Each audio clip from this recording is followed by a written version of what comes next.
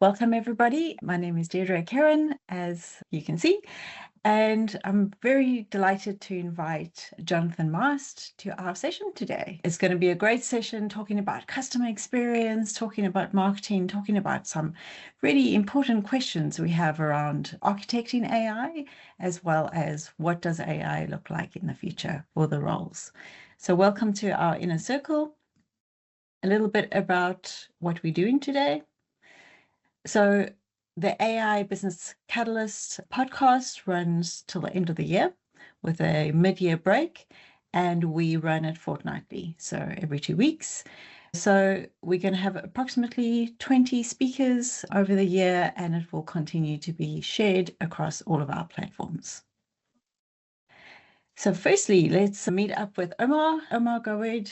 He helps organizations shape their digital strategy and transformation capabilities. He's passionate about trusted business solutions, emerging technologies, and continuous learning. He thrives on creating impact-driven strategies. That was not intended, and enhances businesses' everyday lives. Additionally, he shares insights and expertise through the LinkedIn newsletter, Analyst Architect. He also has a YouTube channel that he streams from, where he explores topics related to digital transformation and technology trends. And then we have Elaine Picard.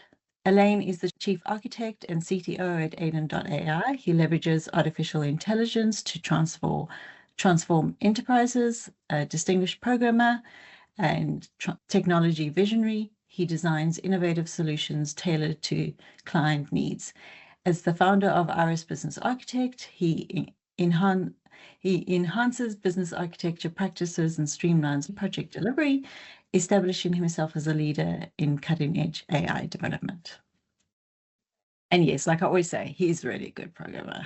It's not just saying. Okay, a little bit about me. So I'm Deirdre Karen. I'm the co-founder and CEO of Aiden.ai. I do believe that artificial intelligence will be essential in the future of business transformation, which is why we talk a lot about architecting and AI.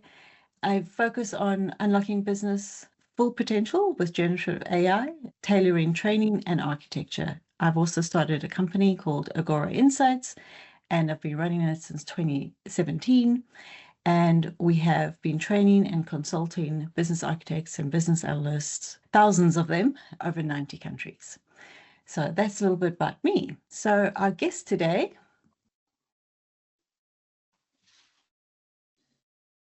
Jonathan Mast. So Jonathan is an AI consultant and coach dedicated to empowering businesses and professionals to unlock the full potential of artificial intelligence. His coaching services focus on AI prompting mastery, equipping clients with the skills to craft effective prompts for AI language models, whereby working with entrepreneurs, professionals and business leaders. Jonathan's guidance and tools are essential for thriving in the AI-driven world. I hope that covers it enough, Jonathan, but you're welcome to add anything else that you feel we might have left out in a short snippet. I think you did amazing. Thank you. I'm excited to be here. Good. So just a brief overview of what we're doing in episode 3. So our theme this week is customer centricity with AI. And what is AI and how does it look for our customers? So let me stop sharing the screen and I will hand over to Omar. Thank you, Deirdre, for the introduction. Welcome, everyone, and welcome, Jonathan. Just to set the stage for today's conversation, let's discuss first what customer centricity really means. That customer centricity has always been about putting the customer at the heart of the business decisions. But the real definition of putting the customer first has entered a new phase shaped by AI nowadays. So from your experience, how would you define customer experience or customer centricity before and after AI era?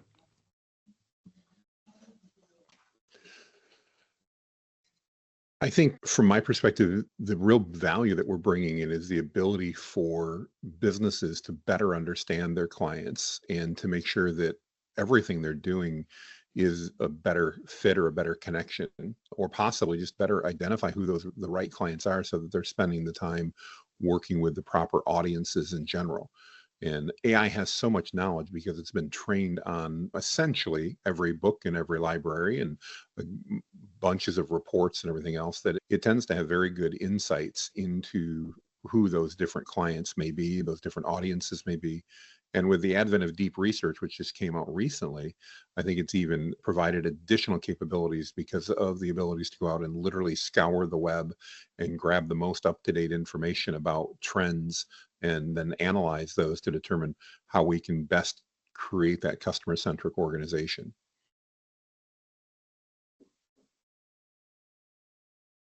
And how different is it from before? So let's talk a little bit around how is AI redefining that customer experience and what does it look like? So for instance, if we looked at what customer experience meant, let's say 10 years ago, 20 years ago, customer experience was all about having time with people, being able to trust the product, being able to trust what's going on.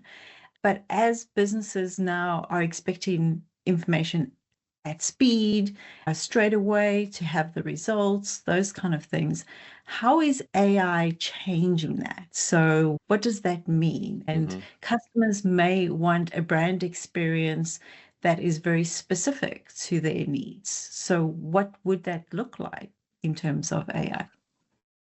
Good question. I actually don't think the overall focus is changing tremendously. I think we have much better tools, though, and the ability, as you were just mentioning, Deidre, to really personalize our experience for our clients because of AI. We have, for the first time, certainly in my life, we have the ability to take a general experience that we've designed for a client and to customize that almost on the fly, to be able to adjust the way we're communicating about things, possibly depending on what we're doing, even the experience that they have through that. I don't think that things like trust and all that are changing. In fact, I think trust is becoming even more important in the AI arena because of the fact that there's more content out there. We have more businesses talking about more things, and let's face it, some of it's not very trustworthy. And so I think trust is actually more important now than it used to be. But I also think we have the ability then to create those more personalized experiences because we have more data and we have that ability to literally on the fly. For example, let's say we're in creating an onboarding process for a new client. In the past, we had an onboarding process and we followed that onboarding process step by step, and that was great. But if the customer, maybe I'll use myself, I'm a sales and marketing background, we might be talking to an engineer that's another background, what we might expect just based on those two aspects of our personality would be quite different.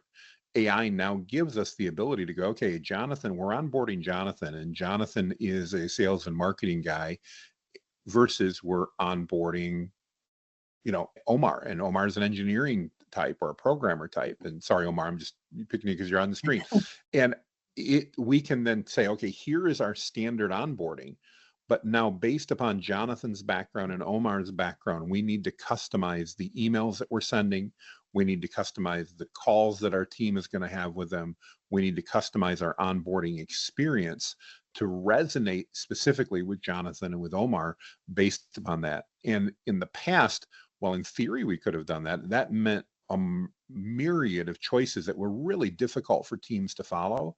Now with AI, that can literally be done on the fly. So if I'm the project manager and onboarding somebody for a new project, I don't have to pull out and figure out what to do. I can literally go, okay, through my CRM, this is Jonathan and this is Jonathan's background. I now need to send that welcome email, and AI can take my standard company email and make it relevant and personalized to Jonathan or to Omar, and it will be the same context, but it'll be presented differently using different words, and it will resonate with each one of those audiences differently as a result of that. And I think that's just one very small slice of how AI can dynamically do things that we've never really even thought of before to create a better user experience. But I want to center on, I don't think the core that you talked about, Dieter, great stuff, by the way, that you talked about, the trust and that. I actually don't think any of that's going away. If anything, I think those things are becoming more important than what they used to be. Yeah, because I think a lot of people don't want to be talking to a robot, right? The call center's famous for this. Oh, yes. You know, all of these, here's the process you follow. And at the end of the day, the person always pushes the exceptions button and ends up with a call center. So I am aware that it's far more smart. It can sound and respond as if it was human. But yeah, I think people knowing that it exists are wary, Mhm. just even normal person phones or does a sales call or something like that might be skeptical as, is this AI or is this an actual person? How do I tell the difference between the two? I think you bring up an interesting point. I think as businesses, we need to take a very clear look and understand what is our objective at each step in the process. I hear from many businesses that go, great, I can replace my sales team with AI. Not likely, because again, it's not going to be able to build that trust. Mm. Now, are there certain functions? Yeah, if it's 2 in the morning and I need customer support and I can get that from an AI bot, I'm probably going to be really happy because I can get it checked off and off my screen. But as a user and even as a company, we need to give our clients the opportunity to choose what type of interface that they want. And I think one of the biggest mistakes businesses often make is they put an AI bot or agent in between the company and the customer, and they don't disclose what they're doing. And then that erodes all of that trust that we were talking about, Deidre, because now even if I've built it up, I feel as a customer, oh, you just tried to pull something on me and not tell me. It'd be far better to give me that option, let's say in a customer service experience, to go, our offices are closed right now, but we'd love to help you out. In fact, we have an AI agent that's able to work with you right now if you'd like, or you can press 2 to leave a message and our team will follow up with you tomorrow. Mm. That type of an option to me is doing exactly what we're talking about, because we're meeting the client where they're at and we're allowing our customers to make the decision that resonates with them. I'm probably going to choose to try that AI agent and see if it works. The benefit of that AI agent over, let's say, a potential global team in a call center, like you were mentioning, is that we're likely to get more consistency, and we're also likely not to run into just the language barriers that we so often run into when we're talking to global teams. The simple thing of just accents based on the region of the world that call center may be located in can create a negative or a positive experience for our customer. AI has the ability to speak 140 plus languages on the fly. And I'm not sure the exact number, but essentially vast majority of them.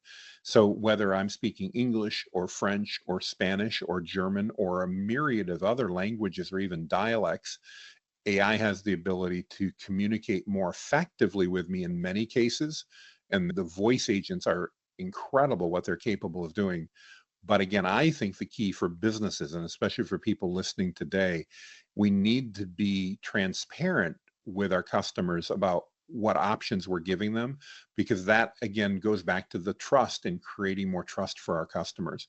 I do think our customers are going to begin to expect that, though, especially this year in 2025. Customers are going to know that AI agents are available, and they're going to expect that's there, that they can take advantage of. And I think we're going to start seeing frustration with customers when we don't provide them with those options, whether they choose them all the time or not. Yeah. Okay.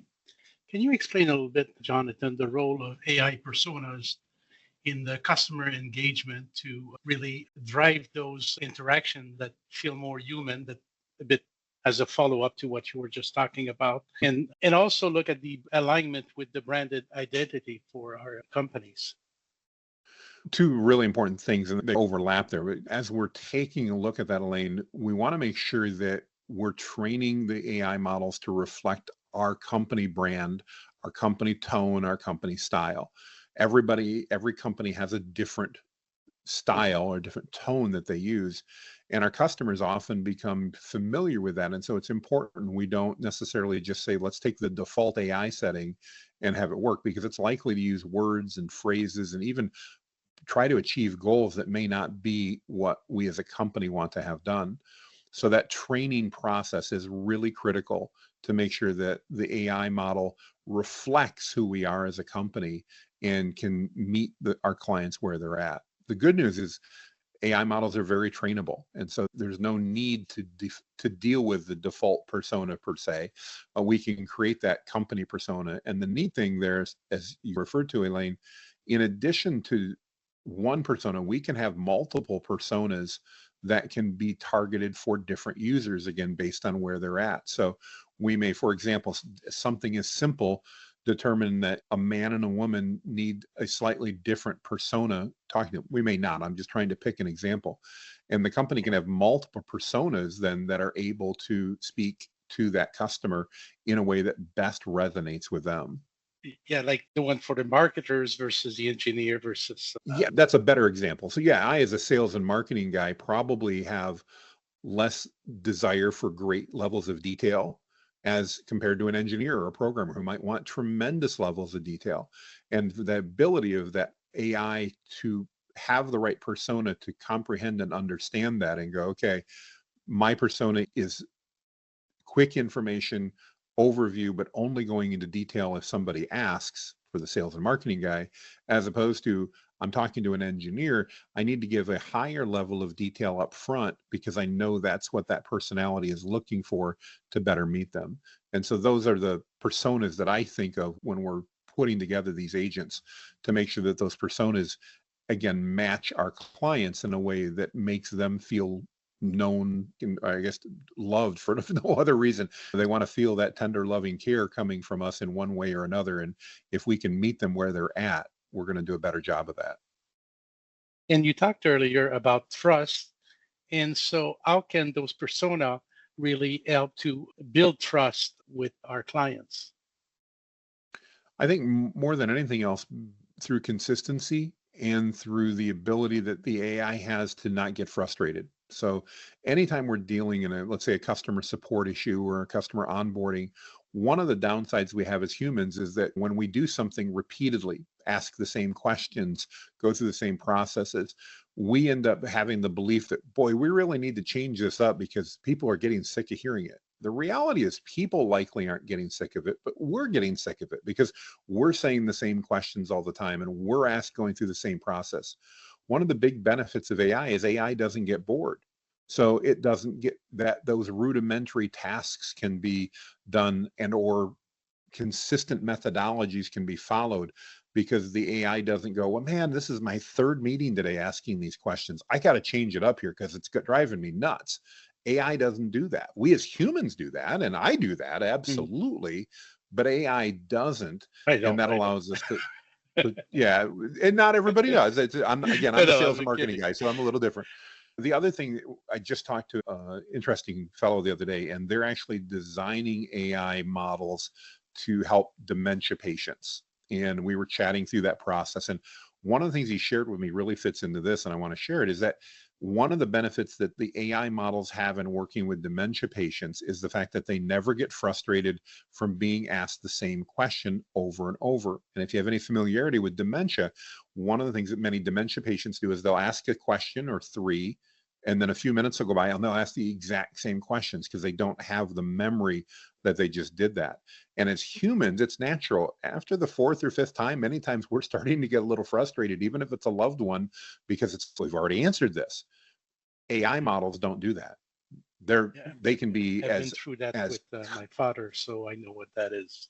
And you get the same. So I think there's unique every opportunities there.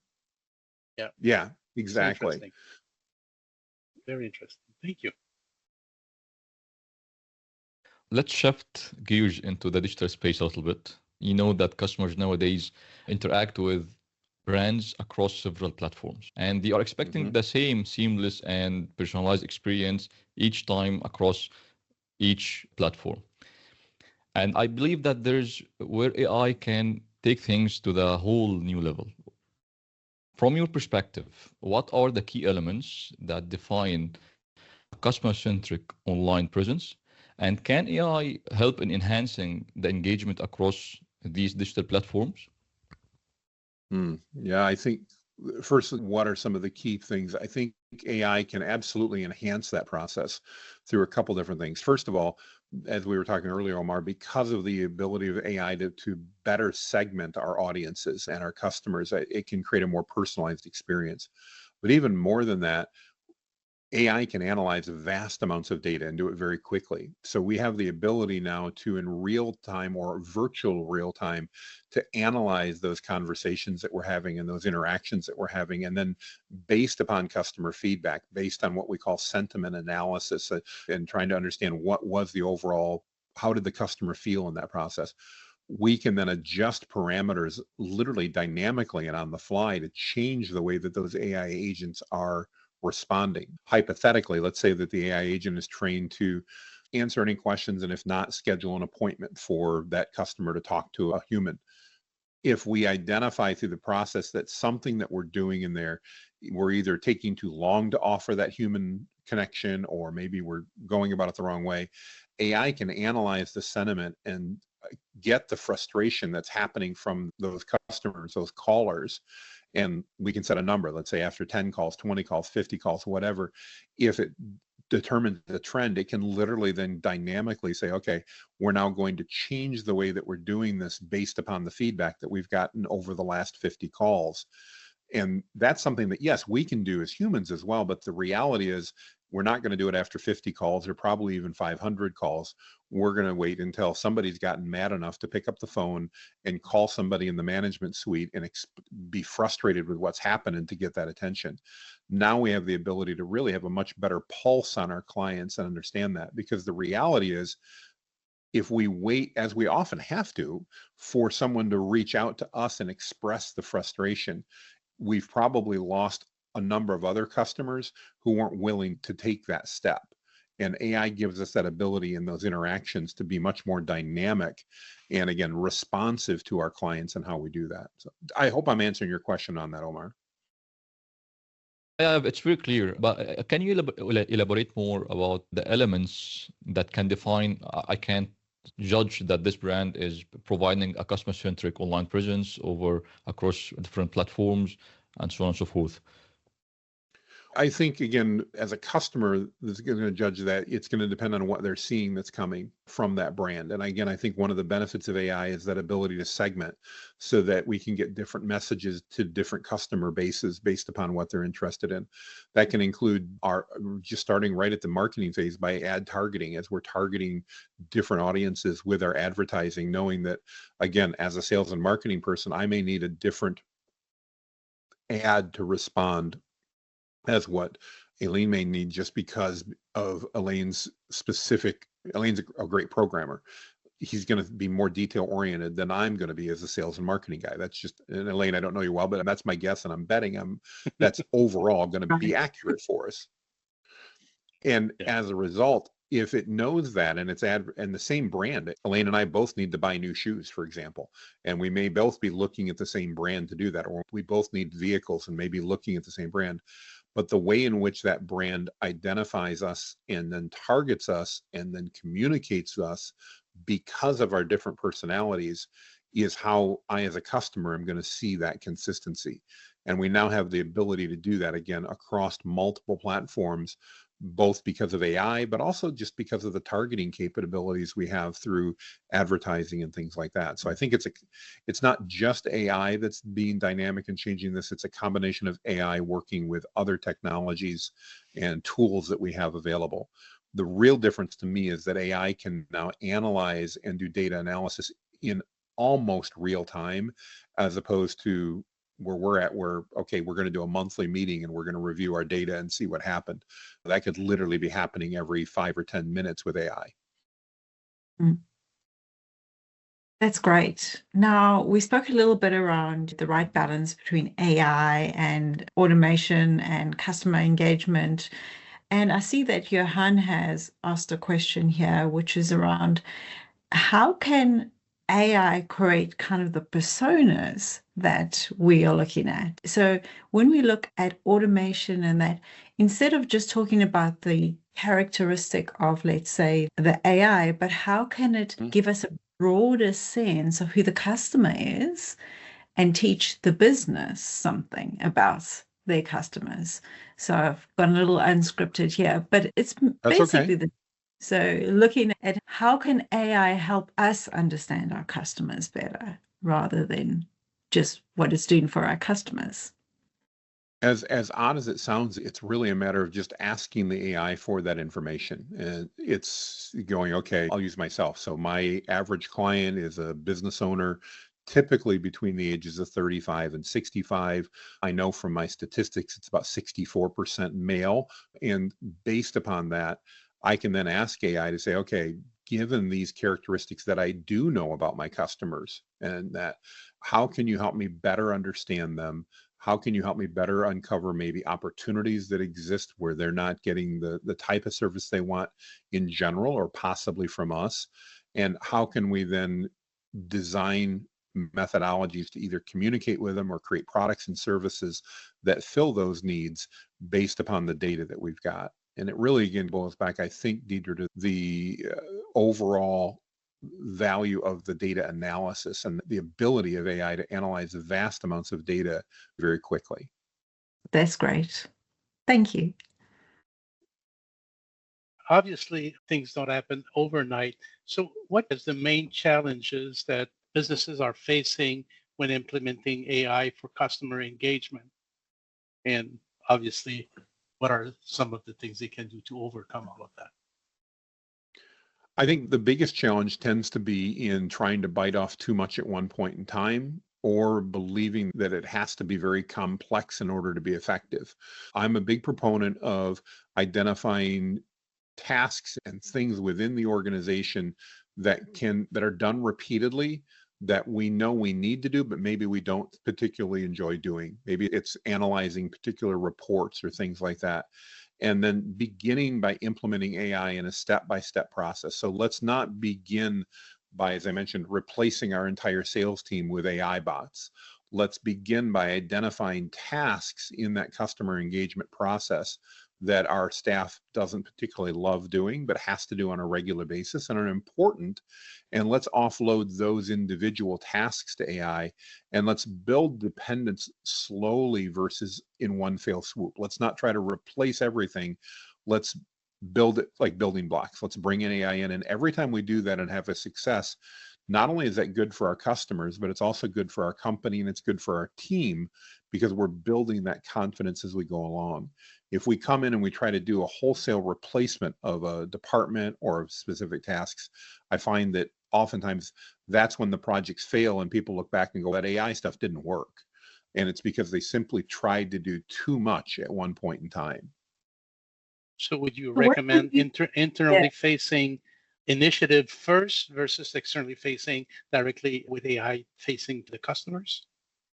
Because you mentioned some reports and yeah, I definitely think if you're not doing a tremendous amount of AI work right now, you're trying to figure out how do I implement it into my business. I think some of the best ways to do are to look at some of those internal options because it's important to remember AI can make mistakes too, especially if it's not trained properly and things like that. And it's almost like the first time I rode a bike, I crashed. I didn't necessarily manage to pull it off the first time, but I had that desire because my friends were riding their bikes to get up and try it again.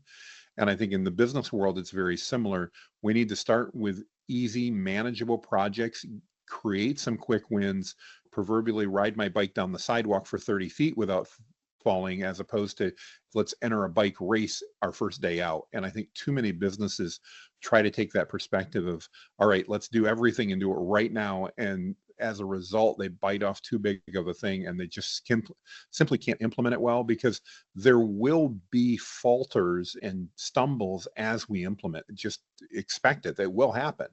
And that's okay. We can overcome those.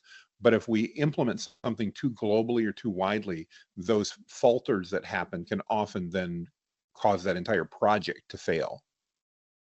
So starting internally would help actually learn where those issues might come and have less impact to the customers and while you're learning the ropes. I think it's a great strategy. And again, I think one that again mitigates the risk to the company because again, we don't want to take those clients that we've worked so hard to get and then find out that we're going to somehow lose them because we made a misstep. And yeah, I think, Elaine, you're absolutely right. We want to pull those internal things first, get our feet wet, get to the point where we're ready to take the training wheels off the bike, and then start implementing things in the same way, though, one step at a time with our customers as opposed to replacing an entire system. I've heard way too many horror stories of people that have replaced, for example, customer service departments with AI first, meaning the only way to get to a human was after going through AI. And one of the most famous stories I know of is Air Canada, that somebody called in regarding a bereavement flight that they wanted, and the AI decided to give them a free ticket for bereavement flight because it seemed like the thing that would be right to do. That wasn't in accordance with Air Canada's policy.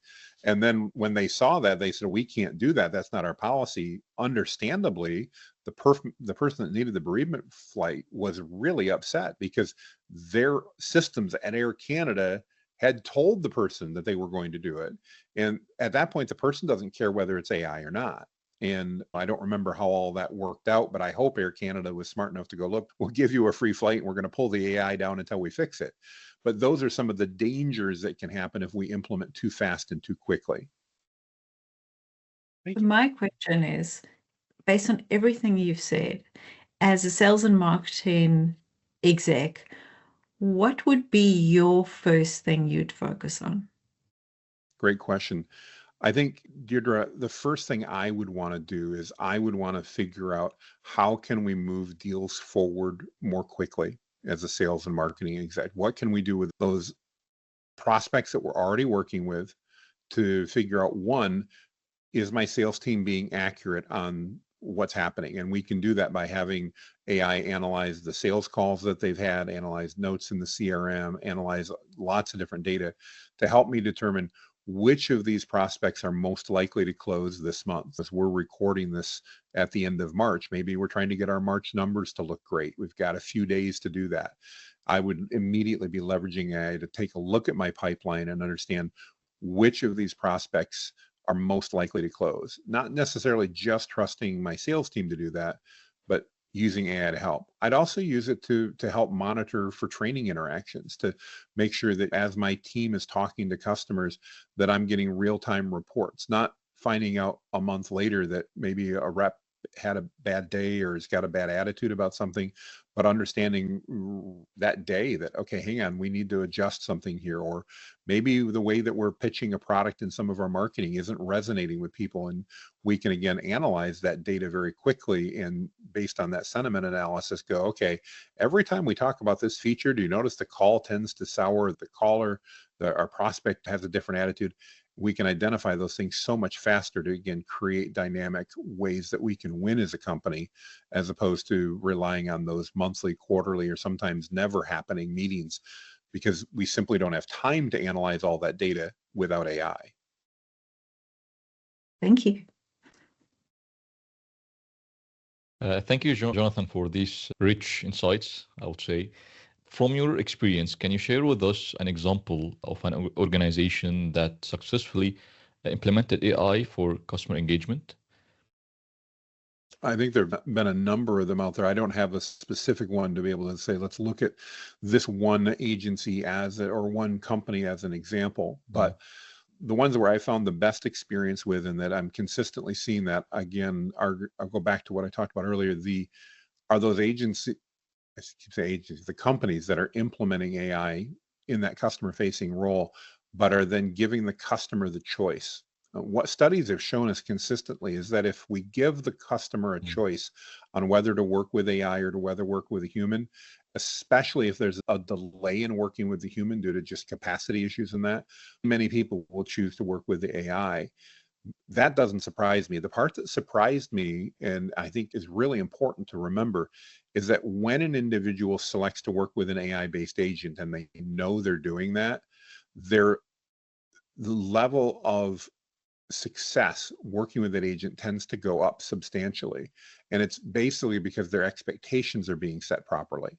So instead of putting that off as a human, that now we're going to say, okay, here, talk to our agent. We're just not going to tell you it's an AI agent. That can make just a tremendous difference in allowing that customer to make that decision. Unfortunately, no, I don't have a specific to say, hey, this is what American Honda's done or somebody like that. But of everything we see, the key part is letting the customer make that choice based on availability as to what they want to do. We as customers generally don't like to be told what to do. I think that applies to pretty much all of us. And so when we're given options, in a way, it's given an option to a 3-year-old when you're going outside, going, okay, it's cold outside, you need to wear a jacket.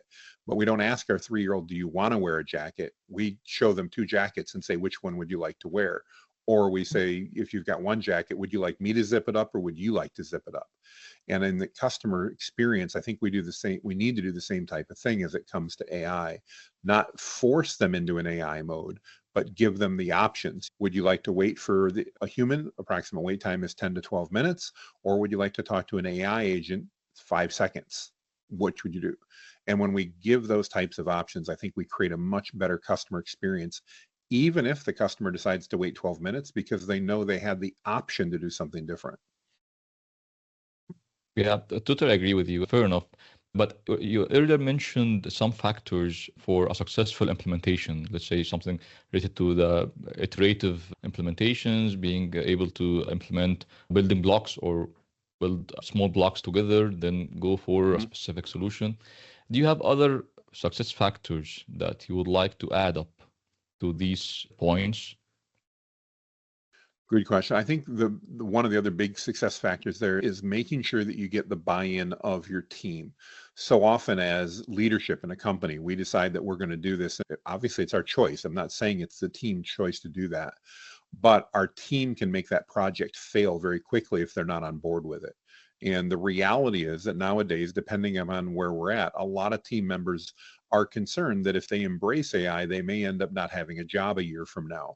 And so one of the first things we need to do if we're bringing AI into an organization is we need to accept that there may be some people that are displaced by that AI, and we need to handle that and address that. But we also need to let our teams know how we're planning on using those tools and how if they embrace those tools, they can add more value to the organization, because AI in and of itself can't run a company. AI in and of itself can't run your sales team. It needs humans. It amplifies skill and experience. And so I think the other critical success factor from my perspective, Omar, is making sure that your team knows that you absolutely understand that there may be some displacement, but that the people that embrace the AI are the ones that are ultimately going to add more value, probably make more money, and are going to be there to be leveraged to have AI to help them do more. Great. Thank you so much, Jonathan. And Jonathan, in designing those solutions, those customer experiences, how can businesses make sure that those are ethical and transparent, and while also maintaining customer confidence, obviously? Yeah, I honestly believe transparency is the biggest thing there, Elaine. I think we need to be transparent about what we're doing and can maintain that transparency with our customers. Obviously, there's some things we may not or cannot share, and I understand that. But when it comes to experience, I think for the most part, it's a rare circumstance in which we can't at least explain to the customer what this process is going to look like, so we're setting their expectation as they go through that. I think that's the key thing there. Okay. And anything specific about ethical grounding of our AI solutions here? Yeah, thank you. Thank you for reminding me on that. So I'm a bit of a contrarian when it comes to AI ethics, and that's that I don't believe in AI ethics. I believe in business ethics. And I think if we are running our business ethically, now, does AI occasionally bring up things where our business ethics are called into question and we need to validate and follow a protocol? Absolutely. But I'm not a person that believes that AI has its own set of ethics that we need to deal with. Again, part of that is just because I don't see in business, if you're an ethical business person, I don't see how AI is going to cause you to all of a sudden be an unethical AI business person. If you're not a very ethical business person, can you use AI in unethical ways? Absolutely, you can. AI is simply a tool, but I do think it's important that we probably do some education, Elaine, inside of the organization to let them know what's acceptable and not, because we may find and our team may find that, hey, you know what, I could do this and solve a problem. Gosh, we won't tell anybody about it. When we go, look, that's not the right thing to do, whether we had AI or not. So I hope that makes sense in that delineation. Or is it actually more of an upstream concern when you're doing the training to make sure that your own business ethics are reflected in your AI agents.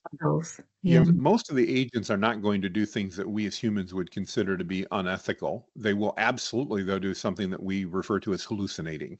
In other words, they'll make stuff up. And so that's another area where training is so important. Just as we wouldn't want somebody on our customer service team making up things out of thin air to tell our clients in order to appease them, we want to make sure that we've trained the AI models, and I think this is what you're referring to, Elaine, to make sure that those models are trained, that their decisions need to be based on specific data points, specific guidelines that they've been given, and they need to stay within those guidelines as they're interacting with our customers if we're using agents. Johan, I just wanted to say, if you felt like asking this question directly, which is related to what Elaine and Jonathan are speaking about, you can do that, or do you want me to cite it? That's fine. I can quickly ask. So I'm just thinking, Jonathan, just based on what you're saying, is because we basically need to develop some kind of litmus test when we are looking critically at how AI agents are acting as actors within our business. And what came to mind for me is that if I asked myself, if I had exactly the same information and the time available to me, would I, as an ambassador of my business and subscribing to our values, which speaks back to your comments around business ethics, have made the same decision, recommendation, or delivered the same quality of service or better? So almost that, is it meeting the threshold of how we do business? Absolutely.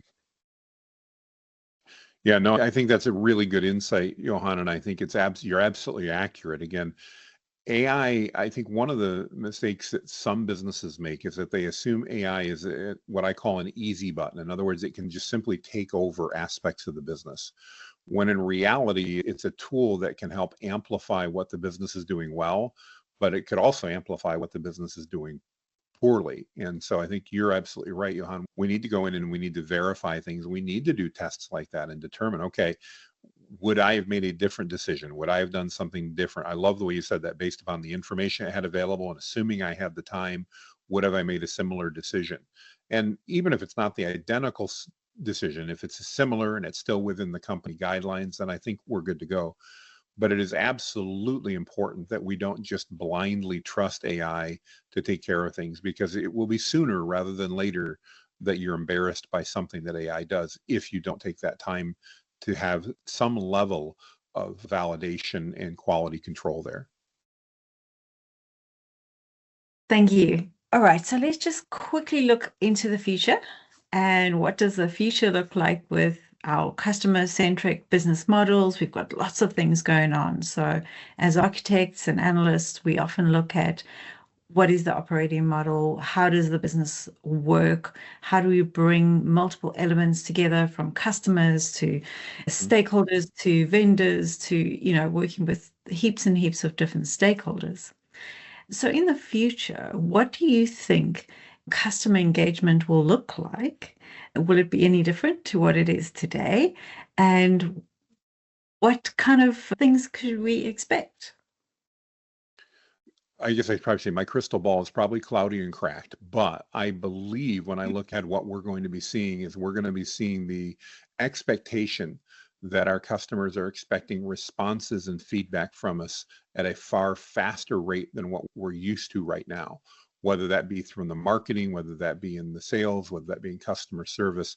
They're going to expect almost immediate responses. And I think what we're going to see is we're going to continue to see different AI models integrate with our business. I'm not sure exactly how this will all come together, but that will give that customer the ability to very quickly integrate with the knowledge bases that our company has through an AI agent in order to gather the information that customer is ultimately looking to bring to themselves or to gather in that process to help them solve problems and all that.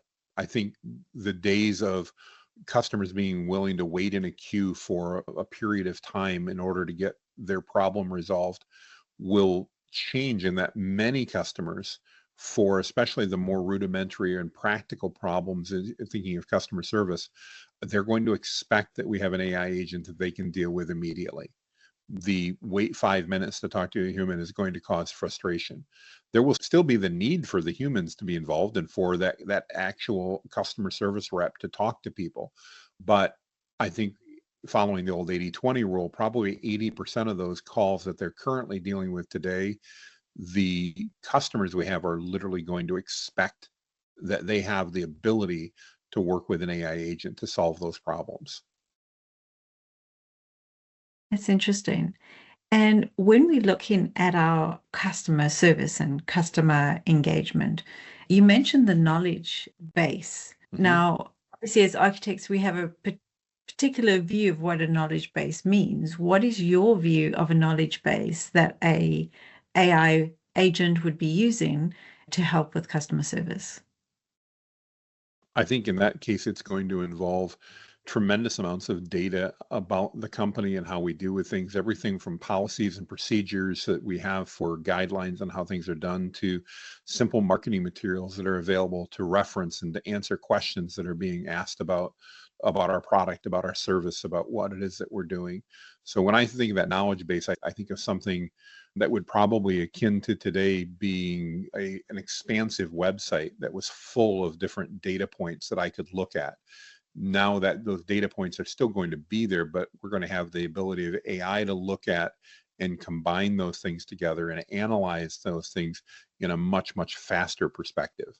The simple fact, and not that it's directly related, Deirdre, as I think about the ability that I can use AI, for example, to take a 500-page PDF and to carry on a conversation with that without me having to read and digest that PDF is an example of the type of ways that I think we're going to have to provide expansive data sets to these AI agents that, along with rules, of course, that need to be followed as they have access to that allow them to respond and take care of our customers.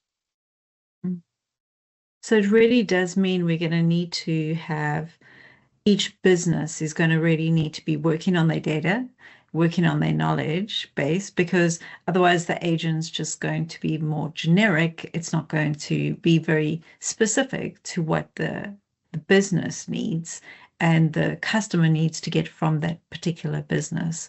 And I think the data is always a challenge in everything that we do. Yes. That hasn't gone away since the invention of computers or human communication. Also one of those trends. All right. I do think it's going to become even more important, though. I think data, that correct data setup and helping businesses do that's going to become more imperative, not less. Yes, we would agree with you on that, because the more you look at the data, that you realize AI's only real tool that it needs is data. And so it can do a lot of things, but without the data, it's going to be quite tough to help. But also when we look at architecture and things like that, we look at building knowledge bases, we look at how that would align. So I do think there's a human aspect of designing what that AI experience is, but there's also making sure that you got the right data. And so anyway, that's me. Thank you. Yeah, thank you, Jonathan. I will build up on this part, the knowledge base and the building blocks that you already mentioned before. And I'm pretty sure that these concepts are pretty same for the architecture concepts as well. From your perspective, how do you see architecture plays a role in enabling and supporting the customer-centric strategies, especially in the age of AI, of course? Again, I think when it comes to the data is probably where that's going to fit in more than anything else. Knowing we're going to need professionals that understand how to compile data, how to position data, and how to utilize it in ways that AI is going to be able to use it effectively. AI does some things really well, but it's going to continue to have struggles. So I think that architect position is going to continue to be critical in that process, and probably, from my perspective, going to be a growing field as more and more businesses, as we were just talking with Deirdre, that more businesses are going to need those data architecture services, not fewer. And I think the level of the services they're going to need is going to increase. The good news is there'll be more money for those services because we will be able to minimize costs in some other areas by using AI. And I think those funds then can be moved over into the data side of things. And do you think that business architects can be included in this cycle, let's say? I'm not Business sure or I'm enterprise? following. Yeah. Yeah, absolutely, I do, because mapping those customer journeys, planning those customer journeys and those interactions is going to become even more and more important, because we're going to need to be able to provide, again, guidelines for the AI to follow and the data then for it to base those decisions on. So again, I think those roles are going to become even more important, because we're not necessarily going to be able to just trust that we'll figure it out as we go along. Absolutely. Thanks, Jonathan. Thank you. So I just want to open up to our team here. If you have any questions, Ali, Steve, Johan, Julian, if you have any questions, maybe here now's a good time to ask. Jonathan? I do see Johan has said, I agree, AI-ready data has context and is semantically understood. Our biggest problem is data has a lack of unification and an overarching semantic model for understanding. Okay, so you're all good. Everyone's all good. Okay, that's good. I'm glad everyone doesn't have too many questions. I found that some things with the user experience with AI is sometimes too much of a formula, right? So if my view, AI can do things really well, but it's not very creative. So That's for true. instance, if I write a blog post, I use AI to help me write this blog post because for my own personal reasons, and it's quicker and easier. But often it just goes into this boring, predictable, because it is, it's predicting the words. And so it doesn't give you like a really good vibe. However, there are some differences to this. I must say it's good at jokes, which I find ironic. If you just want to write an article, it has the same thing. It will say in the realm, and as we delve into the future of blah, and you can see it's being written by an AI kind of agent, bot, assistant, whatever you want to call it, regardless of what model you're using. Correct. So what do you think is going to change about that? Do you think that AI possibly has any form of creativity at all? And how do you see differentiating, let's say, a really good article versus being able to identify, here's the little tweak that you can tell a human has written this article versus an AI written article? How would you do that? I think it all boils down again to training the AI to write content. I think the other thing that we're going to see changing is there's a lot of people right now that are very concerned whether AI wrote it or didn't write it. I think that's likely to change down the road. What I think the focus is going to move to is the content helpful and valuable. Blog posts as an example. Do I want to train it so that it doesn't scream at me that this was written by ChatGPT by having, like you said, too many times it used delve or talked about game changer or things like that? Yes, we absolutely want to do that. And we can train the AI to write in our voice quite effectively to minimize most of that. At the end of the day, though, I think where our audiences are going to is, again, is that content that we're creating, is it helpful? Because at the end of the day, if it's helpful, I don't think as the average consumer is going to care where it originated from, as long as it's providing value to them. One of the big issues we have with AI content right now is there's so many people that are simply trying to go, you know what, I've never written a blog post in my life, and I'm going to write 1,000 a day now because I can with AI. Probably an exaggeration, but that's happening too much, as opposed to the person that was writing a blog post every week and now says, you know what, maybe I could do 3 this week if I leverage AI, and I could make sure they were all good if I'm collaborating with the model in the process. That's, again, what we talked earlier. It's the difference between collaborating and just handing it off and trusting that the AI is going to do a good job. Anytime we totally hand it off and try to do that, we're going to be met with a level of, I think, disappointment in what's been created, because it is going to be very generic. Mm. Mm. And I think it's going to be very important. So I 100% agree with you. I think it's going to be very important. And we talk about the role of architects, analysts, customer service agents, whoever it might be, to have a level of authenticity that people can trust and build that reputation.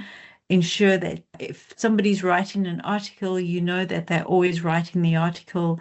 Even if AI is helping them write the article, they're still doing a good job of writing that article. Absolutely. So that consistency where you're building your reputation as a business so that your clients trust whatever messaging you're giving through. Because as you said, it's terrible when these guys write all of these content and it's just junk. You think to myself, It why is. have I bothered to read this thing?